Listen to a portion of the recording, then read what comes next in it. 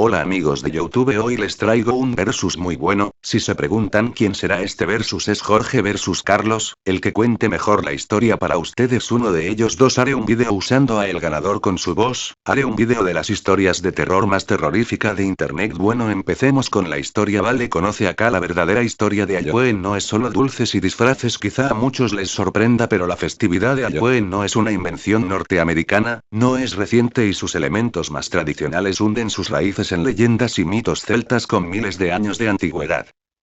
Empecemos por el principio. Lo que ahora conocemos como Halloween y sus divertidos disfraces y caramelos, comenzó hace ya unos 3000 años en las tierras celtas de las actuales Irlanda, Inglaterra, Escocia y algunas partes del norte de Francia. El 31 de octubre los antiguos celtas celebraban, ya por el año 1000 a.C., la noche del fin del verano, a la que llamaban Samhain. Era una noche muy importante para ellos y en ella recordaban a sus fallecidos y antepasados.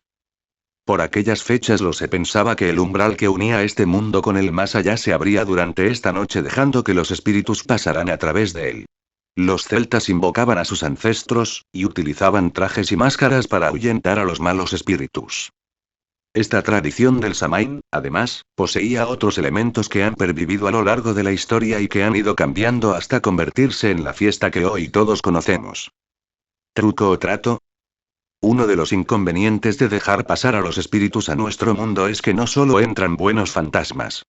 Al parecer, por esa puerta abierta del 31 de octubre, también se colaban almas en pena y espíritus malvados que aterrorizaban a los antiguos celtas. Su única salvación era hacer un trato con ellos. De aquí proviene la célebre expresión de trick or treat. El nombre de Halloween. Al igual que muchas otras fiestas paganas, como la Navidad, cuando el cristianismo junto con el Imperio Romano llegó a las tierras celtas, observó sus costumbres y terminó apropiándose de ellas y transformándolas en su propio beneficio. La celebración del fin del verano o Samhain celta fue absorbida por el cristianismo que, aprovechando ese toque de difuntos y espíritus, la convirtió en la festividad de todos los santos. El nombre Halloween no es sino la derivación de la expresión inglesa All Hallows Eve, es decir, la víspera de todos los santos. Historia del Halloween. Las calabazas. La costumbre de tallar calabazas y convertirlas en farolillos también tiene un origen folclórico. Nació en Irlanda en el siglo XV y cuenta como un hombre, al que la tradición conoce como Jack O'Lantern, engañó al diablo para subir a un árbol y, aprovechando que estaba en las alturas, talló una cruz en el tronco para que no pudiera bajar. Jack hizo un trato con el maligno para que lo dejase en paz mientras viviera y no se lo llevase al infierno. Sin embargo, al morir Jack y debido a sus pecados anteriores, tampoco pudo entrar en el cielo, por lo que estuvo obligado a vagar durante el resto de la eternidad. El diablo, no obstante, quiso recompensar a Jack el linterna por haber sido capaz de engañarlo una vez y le entregó un farol con el que alumbrar su devenir por el mundo. Esta es una de las muchas leyendas que encontraréis sobre Jack O'Lantern. Existe una gran diversidad de ellas y de estos cuentos surgió la costumbre de tallar farolillos en calabazas. Aunque también hay que decir que, en un primer momento no se realizaban en calabazas. Para realizar estos farolillos de Jack se tallaban normalmente nabos, pero a finales del siglo XIX, al llegar la tradición a Estados Unidos, los inmigrantes irlandeses se dieron cuenta de que allí abundaban las calabazas y además eran mucho más fáciles de esculpir. En resumen, una tradición milenaria a la que se han ido añadiendo elementos y en la que, al fin y al cabo, lo importante es pasar un rato agradable. Les deseo un feliz y terrorífico Halloween. Bueno, eso ha sido todo, nos vemos en otro vídeo. Bueno, ahora me toca a mí contar la historia. Jorge, tu pinche historia no asusta para nada, subnormal de mierda, vete a cagar, jajajajaja. Tus insultos no hizo más que hacerme reír, Carlos. No tienes ni idea de qué es una historia aterradora, subnormal de mierda. Te burlas de mis historias, que siempre cuando cuento las historias, yo te haces encima del miedo, pinche cabrón, jajajajaja, xdxdddxxddd.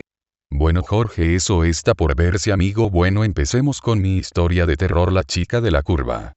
La autoestopista fantasma o la chica de la curva es una de las leyendas urbanas que gozan de mayor popularidad, pero al igual que acontece con la mayoría de estas historias, no tiene un origen definido. El término leyenda urbana fue acuñado en 1968 por el folclorista estadounidense Richard Orson, quien definía la leyenda urbana como una historia moderna que nunca ha sucedido, contada como si fuera cierta. También cabe mencionar a Jan Harold Brunvand, que ha contribuido decisivamente a popularizar este término entre el público en general a través de sus libros. Sin duda una de las leyendas urbanas o no tan leyenda, es la de la chica de la curva. Algo tienen las carreteras y los caminos que, desde la antigüedad, se han asociado a los relatos de terror. Esta popular leyenda, no obstante, no tiene un origen definido, pero en España ha gozado de mucha popularidad, pues existe una historia en la que ocurre este hecho Las Curvas del Garraf, que cuenta la historia de un accidente en coche hace tiempo que acabó en tragedia. Actualmente varios testigos explican que aún oyen los ruidos del hombre que falleció. Una noche de niebla espesa, y noche cerrada, caía una lluvia suave pero ininterrumpida, un hombre iba conduciendo su coche deseoso de llegar a su casa y reencontrarse con su mujer y sus 2 hijas después de un largo fin de semana de trabajo. En una de las curvas del camino, vio a un autoestopista, una joven rubia, demacrada y pálida, empapada por la lluvia, con un largo vestido blanco desgarrado y sucio de barro. Este hombre se apiadó de la joven y, pisando los frenos, decidió llevarla consigo y acercarla hasta el pueblo más cercano. Durante gran parte del trayecto, el hombre y la joven fueron hablando de cosas triviales, cuando, en un momento dado, antes de llegar a una de las curvas más cerradas y peligrosas de las cuestas, la joven le avisa de que reduzca la velocidad hasta casi detenerse y que pase muy poco a poco. El hombre lo hace, y comprueba, asustado, que, de no haber sido advertido por ella del peligro, probablemente se hubiera despeñado por barranco con el coche. Le da las gracias, agradecido por haberle salvado la vida, a lo que la joven contesta: no me lo agradezcas, es mi misión. En esa curva me maté yo hace más de 25 años, en una noche como esta. Y después de pronunciar estas palabras, desapareció, dejando como única prueba de su espectral aparición, el asiento húmedo del acompañante por sus ropas mojadas.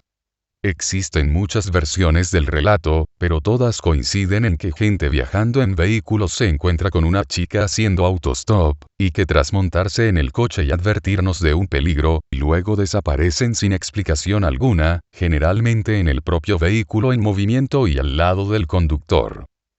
Pero, desde cuando nos acompaña este relato, se cree que la leyenda circula desde hace siglos, y que ha ido adaptándose a los cambios en el sistema de transporte. En sus versiones más antiguas, la joven paraba a los jinetes para que la subieran al carruaje, o la grupa de su caballo.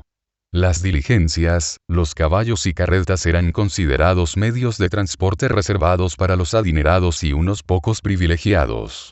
Existían incluso decretos por los que solo podían viajar en estos medios personas intachables de carácter y que no ensuciasen con el atuendo de su oficio. Los harapientos o cualquier persona sucia, tenían prohibido viajar en estos medios de transporte.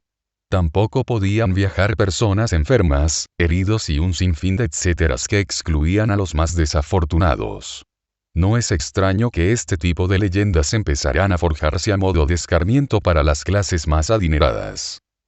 En cuanto al propósito de la aparición, este varía en ocasiones, alerta al conductor sobre una curva peligrosa, precisamente aquella en la que murió. Otras veces, causa la muerte del conductor, al no alertarle del peligro de la curva. Sin embargo, algunos folcloristas sitúan el origen de esta leyenda en las Sagradas Escrituras, concretamente en Hechos 8, 26, 39, pasaje en el que se narra el encuentro entre Felipe y un etíope. 26 Un ángel del Señor habló a Felipe, diciendo: levántate y ve hacia el sur, por el camino que desciende de Jerusalén a Gaza, el cual es desierto. 27 Entonces él se levantó y fue. Y sucedió que un etíope, eunuco, funcionario de Candace reina de los etíopes, el cual estaba sobre todos sus tesoros, y había venido a Jerusalén para adorar, 28 volvía sentado en su carro, y leyendo al profeta Isaías. 29 Y el Espíritu dijo a Felipe: acércate y júntate a ese carro. 30 Acudiendo Felipe, le oyó que leía al profeta Isaías, y dijo: ¿pero entiendes lo que lees? 31 Él dijo: ¿y cómo podré, si alguno no me enseñaré? Y rogó a Felipe que subiese y se sentara con él. 32 El pasaje de la escritura que leía era este: como oveja a la muerte fue llevado. Y como cordero mudo delante del que lo trasquila, así no abrió su boca. 33 En su humillación no se le hizo justicia. Mas su generación, ¿quién la contará? Porque fue quitada de la tierra su vida. 34 Respondiendo el eunuco, dijo a Felipe: Te ruego que me digas de quién dice el profeta esto. ¿De sí mismo, o de algún otro? 35 Entonces Felipe, abriendo su boca, y comenzando desde esta escritura, le anunció el evangelio de Jesús. 36 Y yendo por el camino, llegaron a cierta agua, y dijo el eunuco: Aquí hay agua. ¿Qué impide que yo sea bautizado? 37 Felipe dijo: Si crees de todo corazón, bien puedes. Y respondiendo, dijo: Creo que Jesucristo es el Hijo de Dios. 38 Y mandó parar el carro. Y descendieron ambos al agua, Felipe y el eunuco, y le bautizó. 39 Cuando subieron del agua, el Espíritu del Señor arrebató a Felipe. Y el eunuco no le vio más, y siguió gozoso su camino. ¿Qué dice la leyenda que popularmente conocemos? En las curvas más peligrosas de las autopistas, se puede encontrar una joven de contextura delgada, que puede estar vestida con un vestido de boda blanco y largo, un vestido negro, como si estuviera de luto con un vestido largo y rasgado. Se dice que pide a los conductores que se detengan, y cuando acceden a su petición ella sube al auto y les advierte de la curva a continuación, o también les relata la historia de su muerte en esa curva junto a su novio, y luego se desvanece.